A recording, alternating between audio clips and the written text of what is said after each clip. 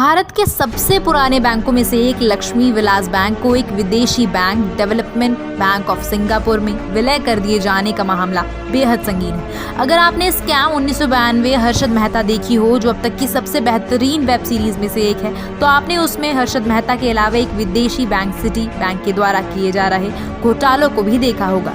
कहते हैं जो पकड़ा गया वो चोर और जो बच गया वो सयाना होता है। तो हर्षद मेहता तो पकड़े गए, लेकिन जो सिटी बैंक जैसी विदेशी संस्था है उस समय देश के स्टॉक मार्केट को लगातार अस्थिर कर रही थी, वो सिर्फ चेतावनी देकर कुछ और प्रतिबंधात्मक आदेश लगाकर छोड़ दी गई।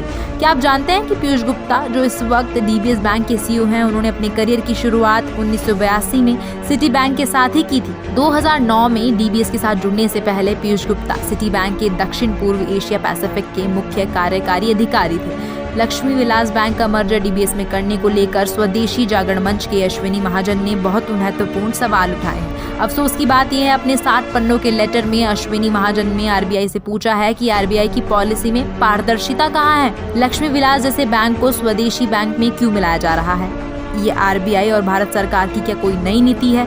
यदि ऐसा है तो इस पर बहस की जानी चाहिए और इसके निहितार्थ की राष्ट्रीय हित में पूरी तरह से जांच की जानी चाहिए।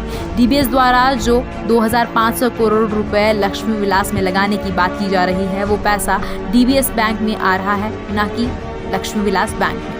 सबसे बड़ी बात तो ये है कि डीबीएस को एक तरह से मुफ्त में लक्ष्मी विलास बैंक को सौंप दिया गया है। दरअसल डीबीएस अधिग्रहण के लिए कोई कीमत नहीं चुका रहा और इसके साथ ही इस विदेशी बैंक की पहुंच लक्ष्मी विलास में जमा भारतीय जमाकर्ताओं के 20,000 करोड़ रुपए पर भी हो गई है। आपने इसे एक तरह से फ्री में सौंप दिया है। क्या होगा अगर यह विदेशी bank DBS Lakshmi Vilas bank को भविष्य में किसी अन्य विदेशी संस्था या किसी वित्तीय संस्था को बेच दे?